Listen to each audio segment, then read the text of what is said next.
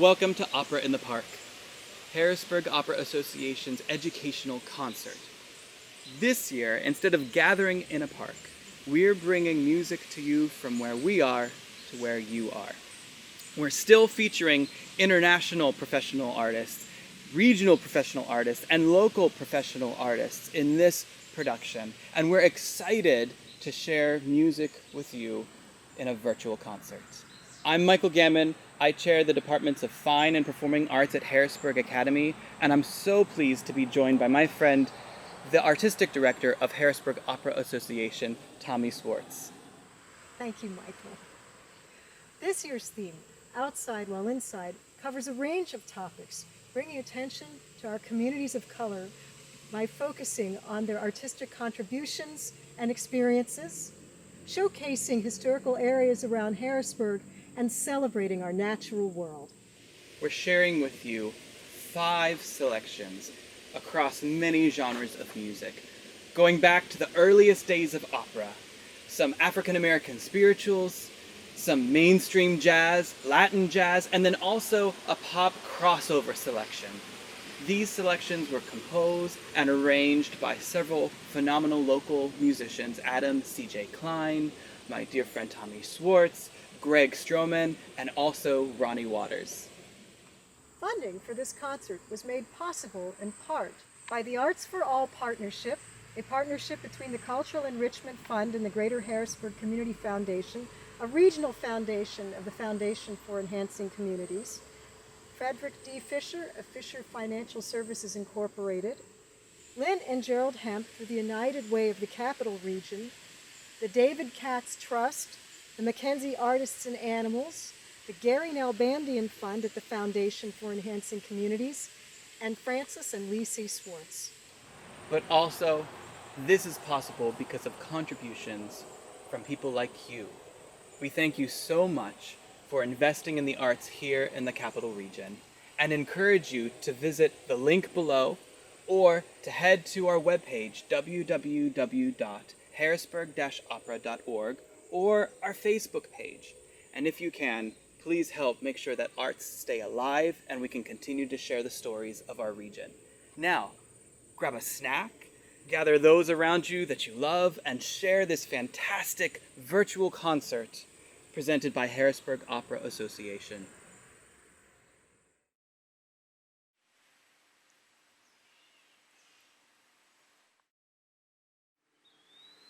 The artistic director has asked me to say a few words about this piece, The Invocation of Orpheus, or in Italian, L'Invocazione di Orfeo. It's from the dawn of opera, 420 years ago. It's the oldest opera that we still have music to look at from. It's the second opera ever written. It's also from the Baroque period of music, the early Baroque, a time at which improvisation was at least as important as composition. In other words, what you played and how you played it was more important than what was written on the page, which was more of a chart than a dictum. And in that way, it's very much like jazz. In 1600, in Florence, Italy, composer Jacopo Peri and librettist Ottavio Rinuccini used the Orpheus myth to recreate ancient Greek drama, which they had learned was sung and not spoken. In their version of the myth, Orpheus, the great singer and son of Apollo, is so aggrieved at the sudden death of his lovely new bride, Eurydice, that he takes his lyre to the underworld and with his song tries to persuade Hades to let her go back to the land of the living with him. And in this version, he's successful. They come back above ground and everybody's happy. The song we're doing is from that final triumphant scene, and in it, Otello, in Italian, invites the frondy forests and beloved hills to frolic to his song as it echoes around the surrounding valleys. And in the second verse, he says, "My sun is risen again, crowned with rays." And he's speaking of the poetic sun, as Juliet was to Romeo. My sun is risen again, crowned with rays, and with those beautiful eyes that put Delos to shame. Delos is a Greek island which had extreme religious significance back in ancient times. and with those beautiful eyes that put Delos to shame, redouble the fire in our souls, and make heaven and earth servants of love. And with that last line, he opens it up to everybody. And since it's for everybody, I saw no reason for just me, the tenor, to sing it, so I invited a few of my friends to sing it along with me as I play, instead of a lyre, which is an ancient Greek form of harp, a modern American form of harp, and auto harp. And the other instruments are a Baroque organ tuned to that harp, and a trombone with a Baroque mouthpiece played by Greg Stroman, and a viola played in Baroque style by Michael Gamon. And since mythology has a lot of what we would term magic about it, and we had no sets, costumes, or lighting, or other things to make magic on a stage, I decided to play with that in the video itself, as you will see. I hope you enjoy watching it as much as I did thinking it up.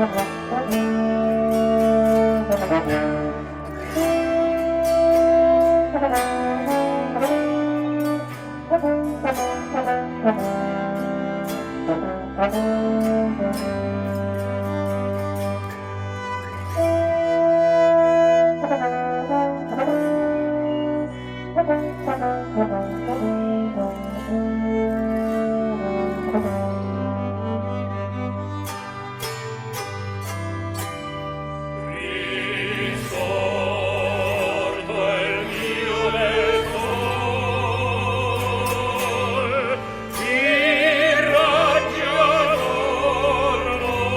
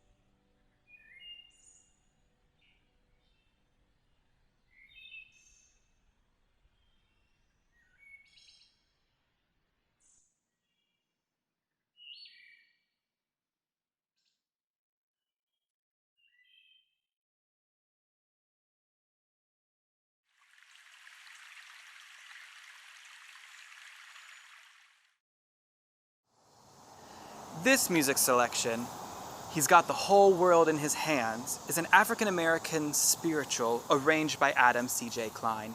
It features Harrisburg's Reverend Dr. Martin Luther King Jr. Monument, and that monument is located along the Capitol Area Greenbelt at the Cameron Parkway East between 19th and 28th Streets.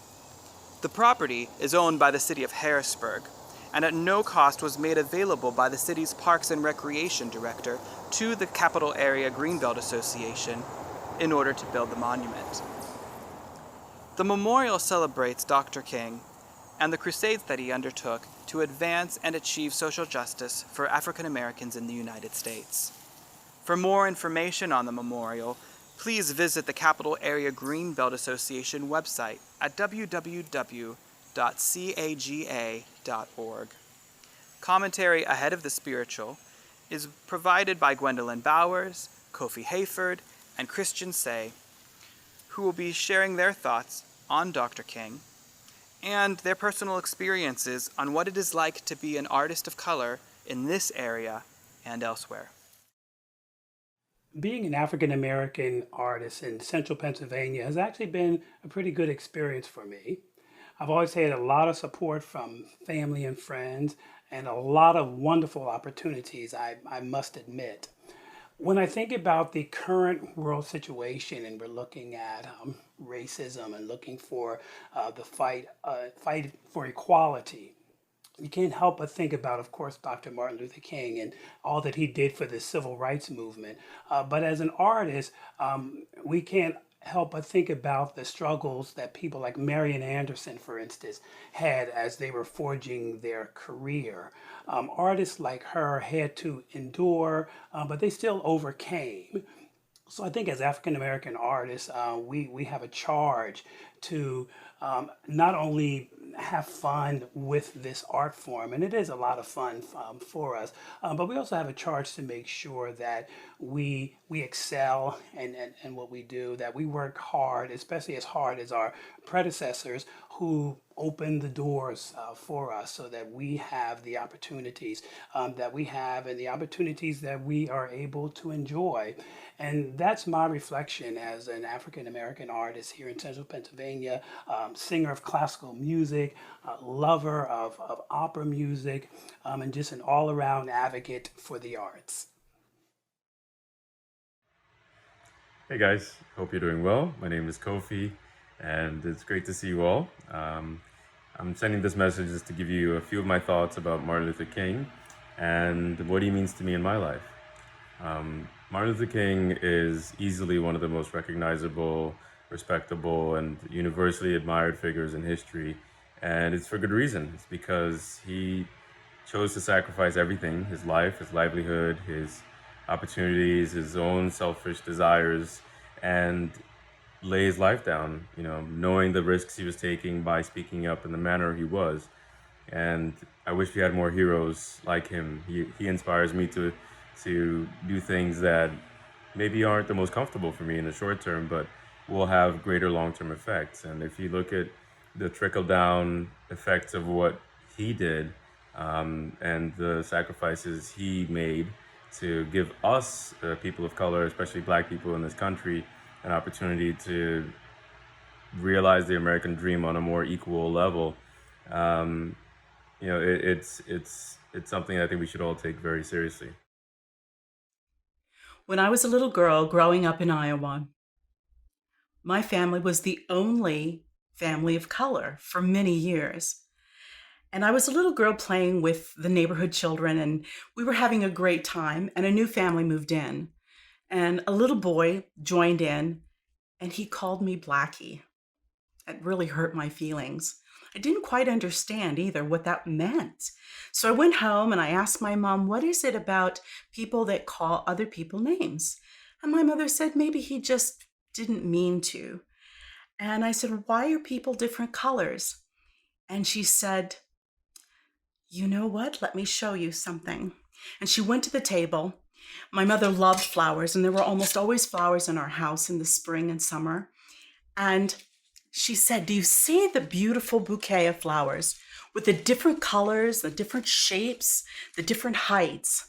She said they're all beautiful, and when they come together, they make a beautiful bouquet. And so when you're around people that are different than you must always respect them and think of them as being part of the world's great bouquet.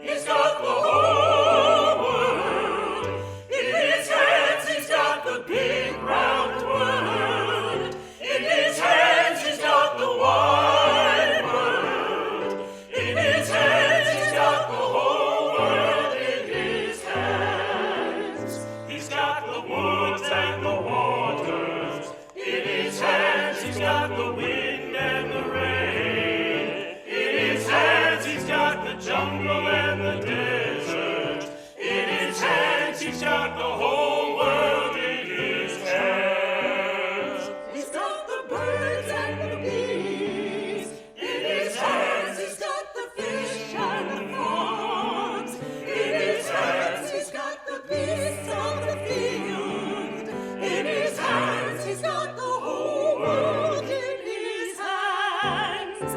He's got the hills and the valleys in his hands. He's got the earth and the sky in his hands. He's got the sun and the moon in his hands. He's got the whole world in his hands. He's got the whole world in his hands. He's got the big round world in his hands. He's got the wide world in his hands. He's got the whole world in his hands.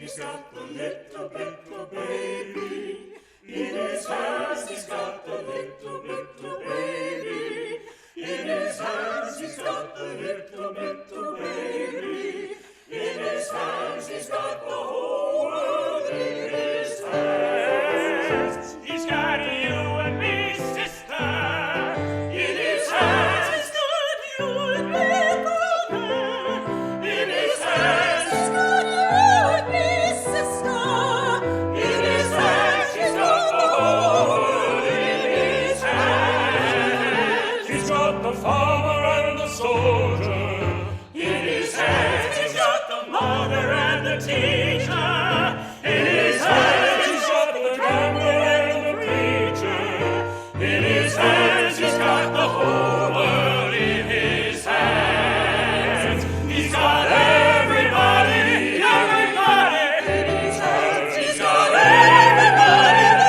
everybody in his hands. He's got the people everywhere in his hands. He's got the whole world in his hands.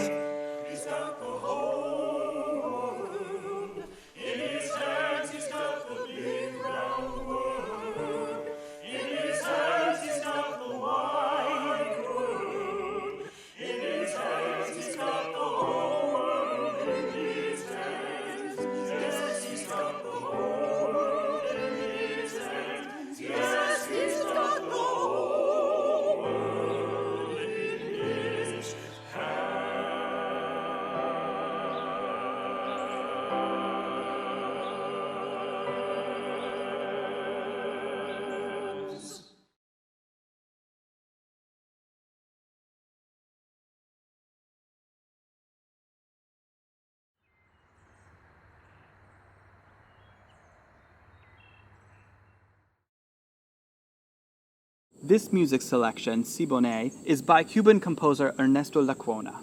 It was written in 1927 and was part of the 1927 revue La Tierra de Venus, which featured Rita Montaner. The song became quite popular in the 1930s and has been and continues to be performed by well-known artists and groups, such as Alfredo Brito and his Siboney Orchestra, Dizzy Gillespie, Bing Crosby, Rene Touzé, and the Buena Vista Social Club. The lyrics are believed to be written by Lacuna while he was away from Cuba, and they express the homesickness that he was experiencing.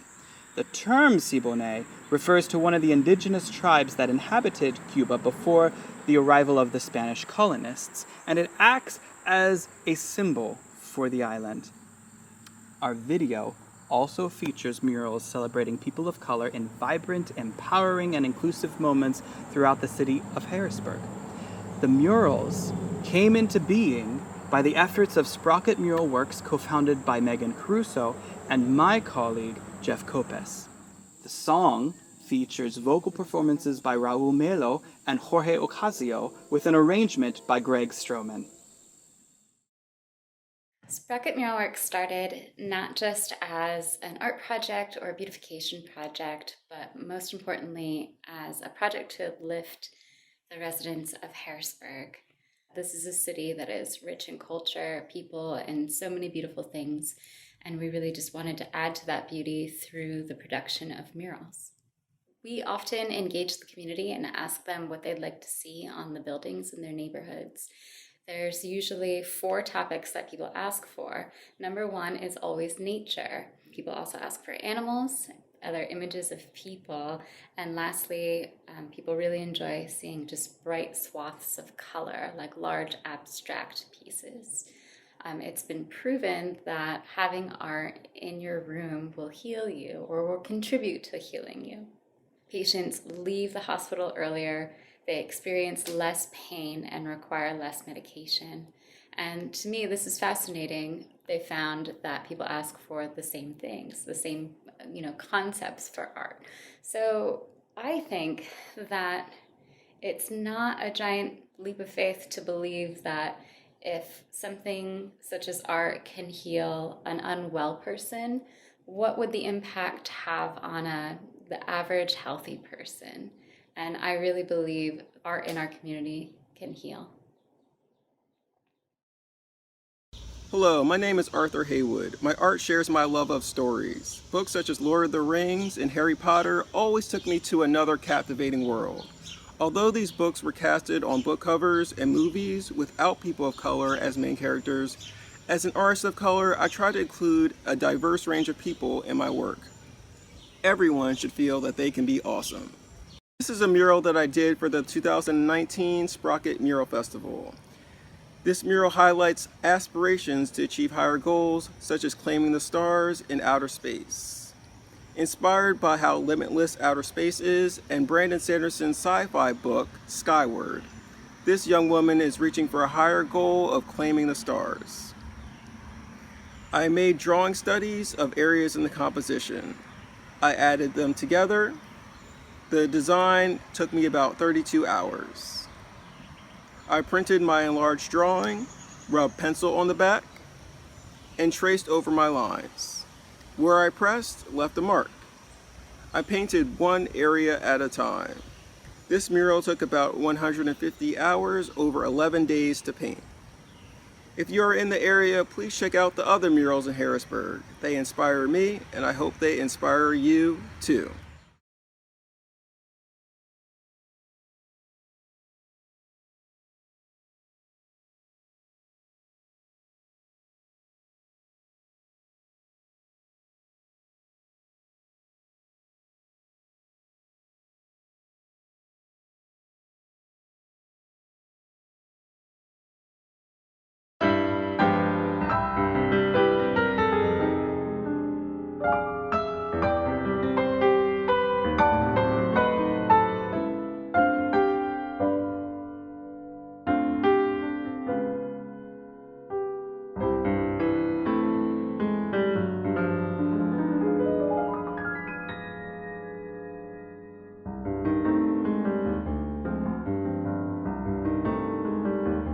Siboney, yo te quiero, yo me muero por tu amor. Siboney, en tu boca la miel puso su dulzor. Vieni aquí, que te quiero y que todo tesoro eres tú para mí. Siboney, al arrullo de la palma pienso en ti.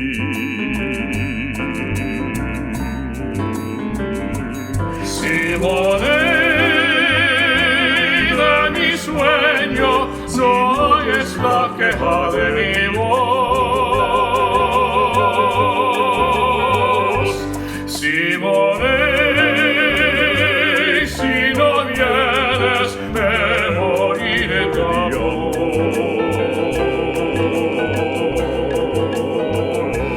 Siboney, de mi sueño, te espero con ansia en mi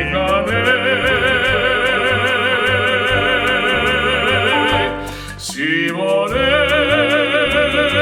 si no vienes, me moriré de amor. Hoy el eco de mi canto de cristal.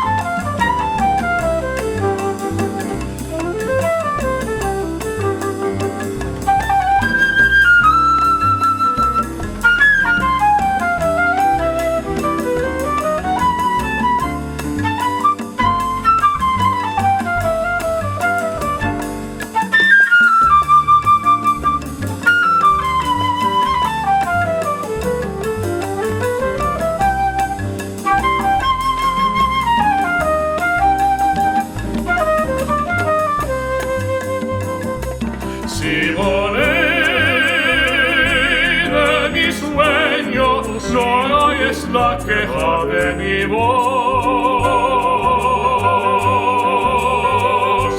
Siboney, si no vienes, me moriré de amor.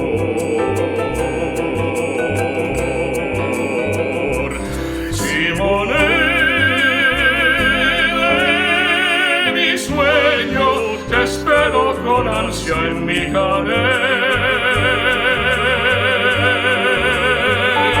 Siboney, si no vienes, me moriré de amor. Hoy el eco de mi canto de cristal no se pierde por entre el rudo.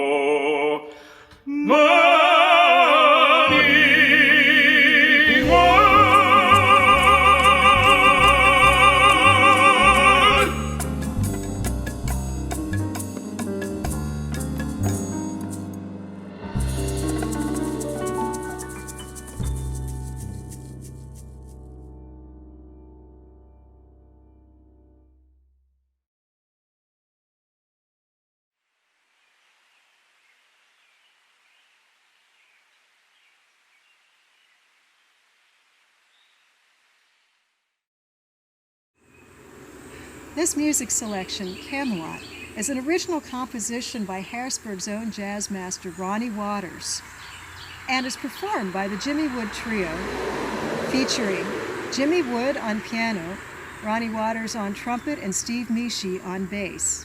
Some of the history of jazz in Harrisburg is covered in this segment in the form of an interview that I conducted with my father, Lee Swartz, Harrisburg Opera Association's board president and the co-founder of the Central Pennsylvania Friends of Jazz, Jimmy Wood, Harrisburg's revered jazz pianist, and Ronnie Waters.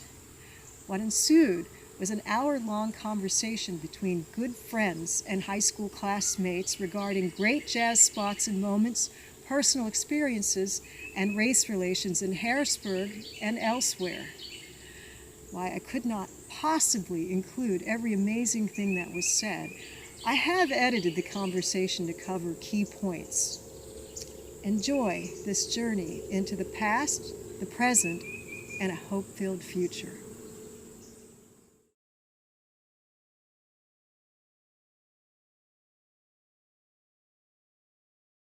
I have here in the presence of us all three venerable pillars of our community, of our jazz community. Please start talking amongst yourselves. Back in the 30s, when jazz became very popular, there were two major areas where people went to hear it, and they were Chicago and New York. Consequently, if you were playing in New York, you wanted to go to Chicago, you had to come through Harrisburg. The Central Pennsylvania Friends of Jazz had a concert one time at Hershey with the Duke Ellington Band, and when Duke Ellington finished, and I talked to Duke, he said, "Take me to Lawson's Hotel." So that's how famous it was. He had even heard of it, you know.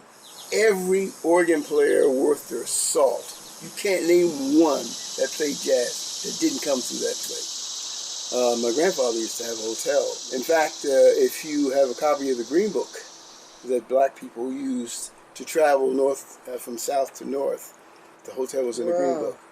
It was called Alexander's. There's a picture of the hotel there. We used to go up 6th Street. I used to look in the bar doors or wherever I could to try to hear the music it was playing. And it was lined on both sides of the street going up 6th Street, but then it was also on Chestnut Street where they had the Madrid Palestra. It was Madrid Ballroom also. And it had a basketball court. Yeah, that's where Edison Junior High School used to play all their games. Play their games there. Yeah. And a balcony in there. Yeah. Well, remember there were a couple downtown jazz clubs. The 210 Oh, we played, Club, what was that one? What was it called? Yeah, the 210. The Choral Club, which was in the alley there. 210. It was a bunch downtown. There was one on Cameron Street. I remember seeing Callaway's big band there. Saw Duke Ellington at the Forum. But I had, by the time I was 15 or 16, all the name bands that came through Pennsylvania at that time, or Harrisburg, I had seen them live, you know, and that was a great experience for me. I played with John Brown before I got fired. Oh no! Oh, no. I got fired from the band. We had some tickets to go to Jamaica for vacation, and John called and said he had a gig. And I said, well, I can't make it. You know, I couldn't tell then my wife that we're not going to go to Jamaica because I got a gig and I couldn't do that. So anyway, we went on to Jamaica, but when I came back, I didn't have a job in the band anymore. I used to go on these gigs with John Brown up the river, Millersville, and all that kind of stuff. And he was really gave me a lot of help. You know, because he was really a good teacher. Later on, when you got older, you had a group called the Latent Image. Right. Yeah. Sammy Banks on drums. Jimmy played piano. There was a tenor player from York named Jess Avery. And the Stevenson twins. That's Bernie and Guy Stevenson's. Matt Granderson had this place near the market. Yeah, Blue Swan. Yeah, the Blue Swan. Yeah, so he said Donald Byrd had been sick. And he wants to start playing again. He was going to bring him to the Blue Swan. He did. He said, will you play piano with him? I said, okay. And so he said, bring your trumpet along too. But this particular night, it was like a thunderstorm. So the piano, when I couldn't play piano. I was there. So Donald Byrd said, get out your trumpet. So we started playing these tunes together. And sometimes I would play the lead he would play, or we just played a duet. I played with a lot of good players, and I played with Rufus Harley. Yeah. Oh, yeah. He's the only jazz bagpipe player to wear a kilt. What? Yeah, played jazz on the bagpipe. He was. I played with Nat Adderley, came to the Blue Swan. Oh, yeah. Julian Adderley's brother. Great. And I played with him. I think we were the only major jazz group that was together. And every time they brought somebody to the town, to the Forum or something, we would open. We opened for Chick Corea one time. We did. And then they brought the guy that sang from Count Basie. Oh, Joe Williams. Joe Williams. And then the what those brothers, the Price brothers came in. Yeah. Interestingly, Nat Adderley did not play the trumpet. Yes, he did. He played the cornet. Oh yeah. He was Almost the same. He was the only major guy that played the cornet.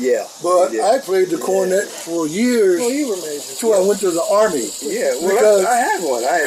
He bought one because I bought one. Because he had one. Because I wanted to be like him. I wanted to get my horn like Ronnie had. Well, while we're talking about that, did you feel a shift in acceptance in this area? And if so, when did that happen? Seems like, white and black musicians could play together at any time.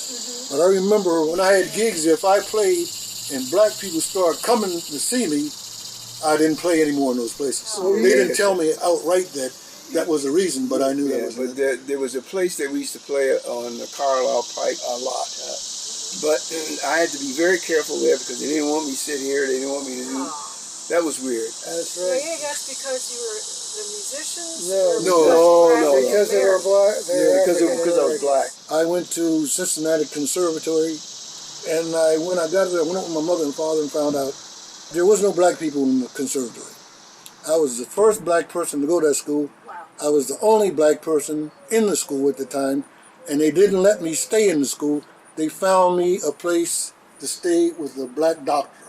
I didn't have any social life at school. I just went there for my classes. That's why you couldn't stay. The vibe was so bad. When I was in Amsterdam, when I was in Paris, I never really felt that I could not go anywhere or do anything. I can never forget the treatment there.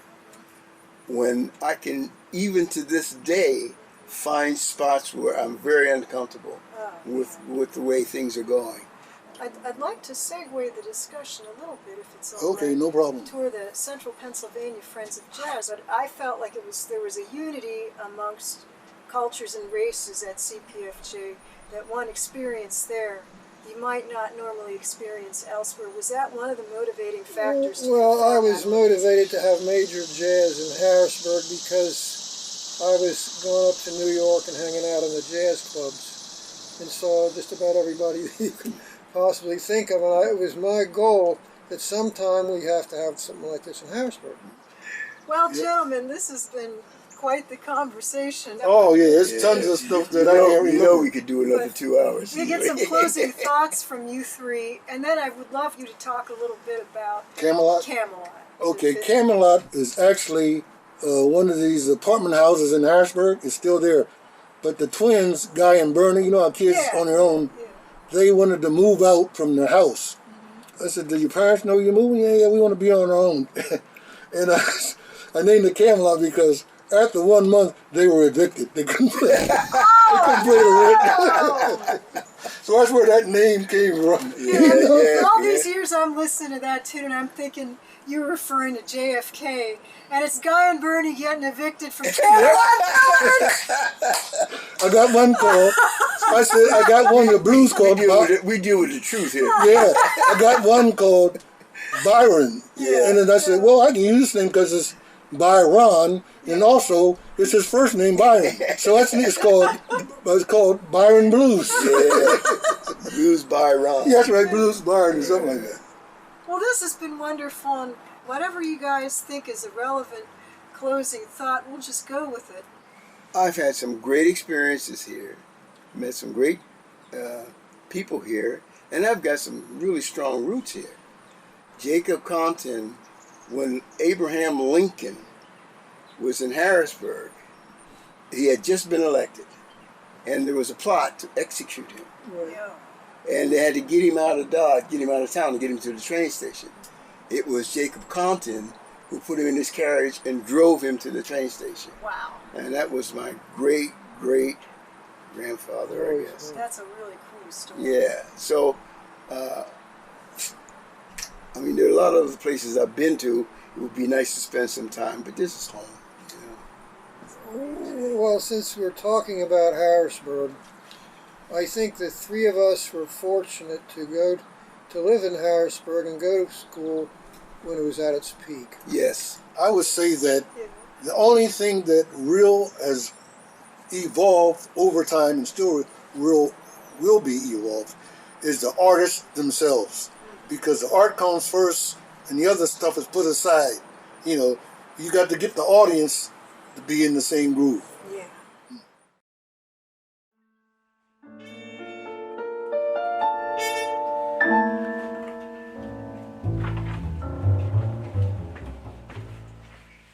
Oh. You okay? Yeah. What are you talking about, old man? Am I all right? I'm younger than you. 1, 2, 1, 2.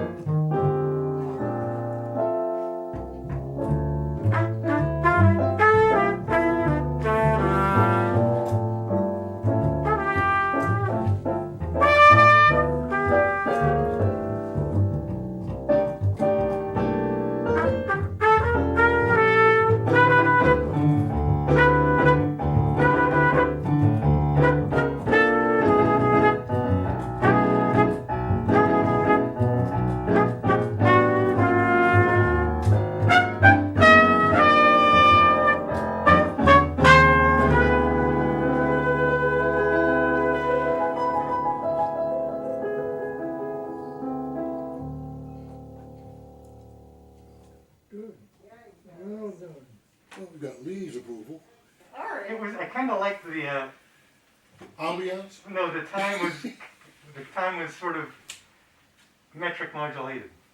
But this last one was a little slower, and I think it helped. Yeah. I don't know how Jimmy said the timing was a slower. He has the poorest time in the whole band. Oh, you guys. This is a rough crowd. That's what happens. You put a donut in him and you just can't shut him up.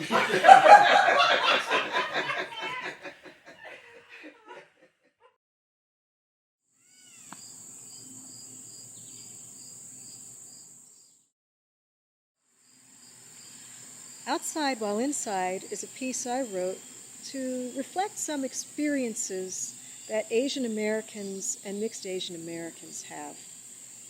Personally, I feel that many of us grow up with advantages, but often feel like we don't fit into the society of which we contribute greatly. Musically, I have fused Baroque elements along with folk music, hip-hop, and African rhythms to reflect the idea that when cultures from all over the world influence one another in a positive way, they end up building something stronger and unique. Adam Klein's arrangement truly reflects that. Vocal performances are from my colleagues, Grant Chang, Alex Chester, Nimo Gandhi, Rebecca Lee Lerman, and myself. Additional performances include members of Adrenaline Dance Group of York, choreographed by Alice Mount, and students from the Harrisburg Academy, Messiah University, and the Appel School of the Arts.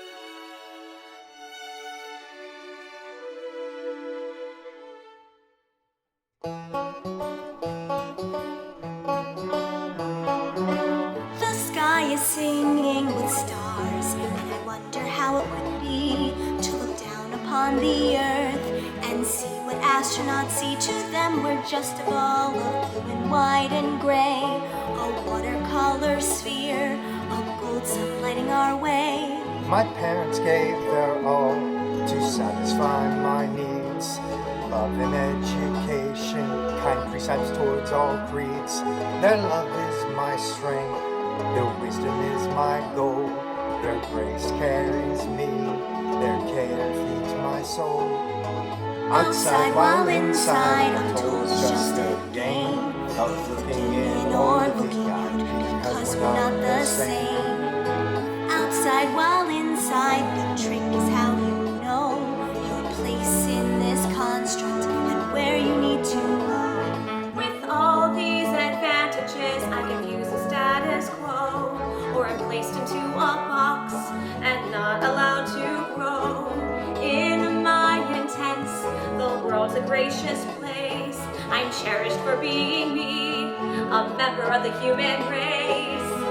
Outside while inside, why must we play the game of looking in while looking out? Why aren't we all the same? Outside while inside, how do you know your place in this construct and where you need to go? It doesn't need to be this way, just open up your eyes. There's more alike between us than superficial guys. If you can see the world from 100,000 miles, there isn't any difference in the color of our smiles.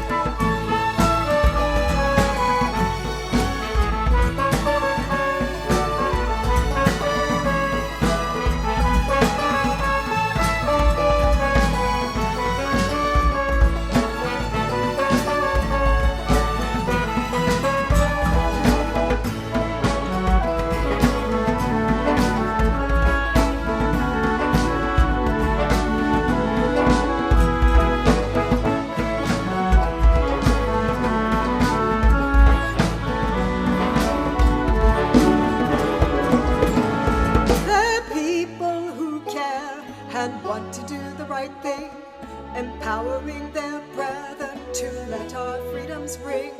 We're coming together and understanding how to celebrate diversity. It's happening right now. Outside while inside, a game that we all know. Break the construct, find other places to go. No inside, no outside, we're done with this game. We share the world together, united and humane. No inside, no outside, we're done with this game. We share the world together, united and humane.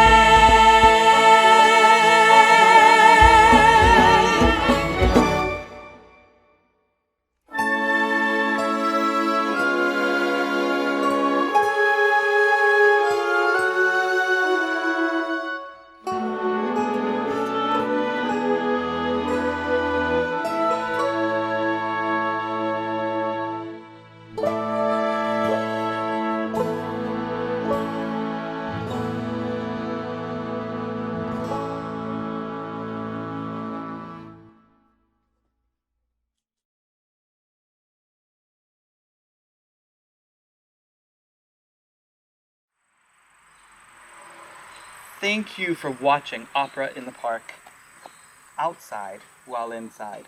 We hope that you have enjoyed our artist performances and this virtual look into some of the area's history and art and culture and natural places. We could not do this without you. Your donations are so gratefully appreciated, and they continue to help us bring world-class programming, educational programs, and soon as possible, therapeutic and senior programs that serve our community. Information can be found at our website, www.harrisburg-opera.org, on our Facebook page, or also in the link provided below in the YouTube description. Thank you all for your continued support. We look forward to seeing you again next year.